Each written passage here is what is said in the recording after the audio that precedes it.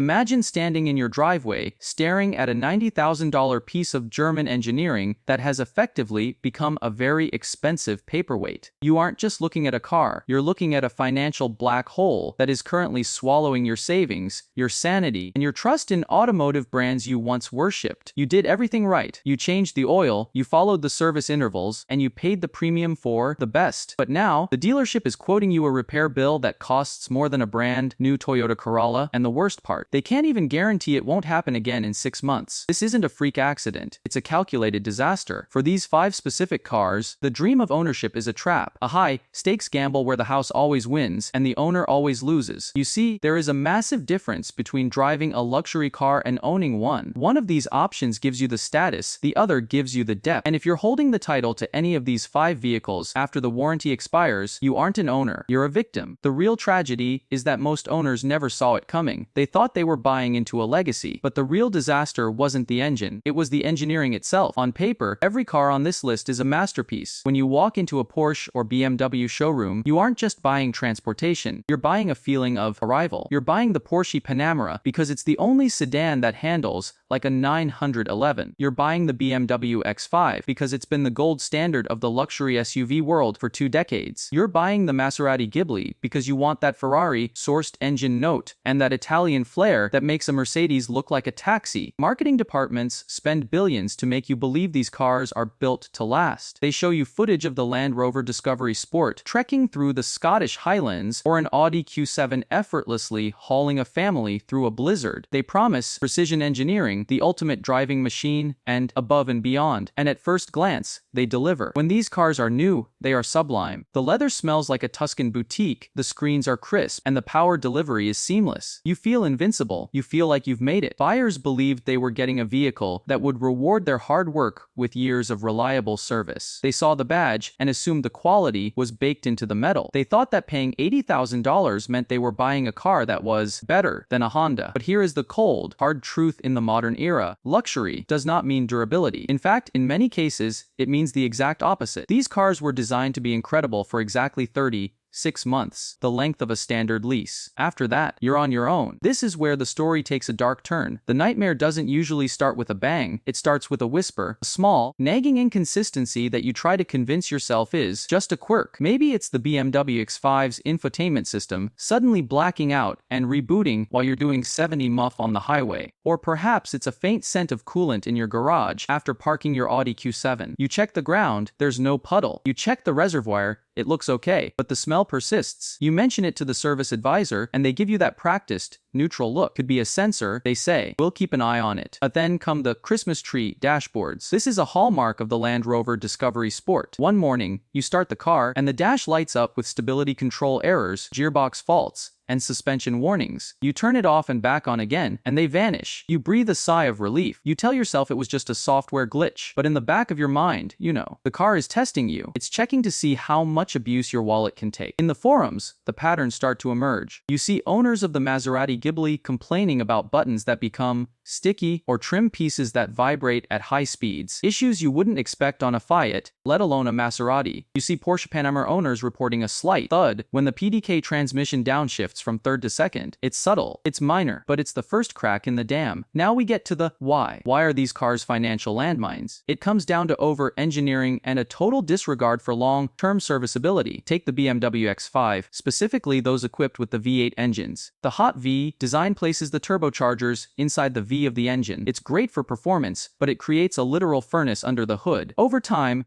that heat cooks every rubber seal, plastic hose, and electrical connector in the engine bay. Eventually, your BMW begins to bleed oil and coolant from places that require the entire engine to be pulled out just to reach a $20 gasket. Then there's the Land Rover Discovery Sport and its Ingenium engine. These engines are notorious for timing chain stretch. When the chain stretches, it throws off the engine's timing. If you're lucky, you get a warning light. If you're unlucky, the chain snaps, and the engine effectively suicides, slamming valves into pistons and turning your luxury SUV into a very heavy scrap heap. The repair? A cool $15,000 to $20,000 for a new crate engine. The Audi Q7 suffers from a different kind of rot, the water pump and thermostat curse. Audi decided to make these components out of plastic and tuck them deep into the engine's valley. When they inevitably fail, and they will, they often leak coolant into the vacuum system, which can then migrate into the engine's expensive electronics. It's a literal liquid virus for your car's brain. And we can't forget the Maserati Ghibli. While it sounds like a god, it's built like a DIY project. The electrical architecture is a nightmare of parts bin, components from older Chrysler models. This leads to parasitic battery drains that leave you stranded in your own driveway because the car's computer forgot how to go to sleep. But the king of the nightmare is the Porsche Panamera's air suspension. When it works,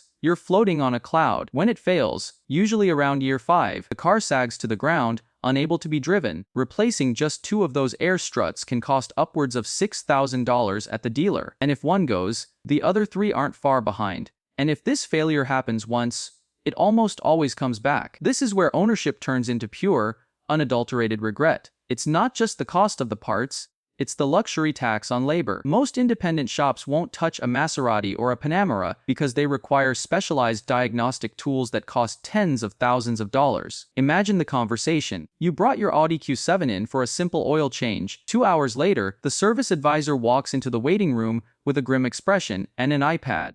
He shows you pictures of seeping oil, a cracked control arm bushing, and a software update that might fix your flickering headlights. The total, $4,800. And that's just the recommended stuff to keep it running. Owners of the Land Rover Discovery Sport have reported cars sitting in service bays for months because parts are backordered. You're still making an $800 monthly payment on a car you haven't driven in 8 weeks. You're paying insurance on a driveway ornament. The depreciation is the final insult. A Maserati Ghibli can lose 60% of its value in 3 years. Why? Because the second-hand market knows exactly what we're talking about. You can't sell it for what you owe, and you can't afford to keep fixing it. Many owners end up selling these cars at a massive loss just to stop the bleeding. How do the brands react? Often, with a shrug and a technical service bulletin. Instead of issuing a full recall for things like the BMW oil leaks or the Land Rover timing chains, manufacturers often issue TSBs. These are essentially instructions for mechanics on how to fix the problem if the customer complains. If your car is out of warranty, that's your problem.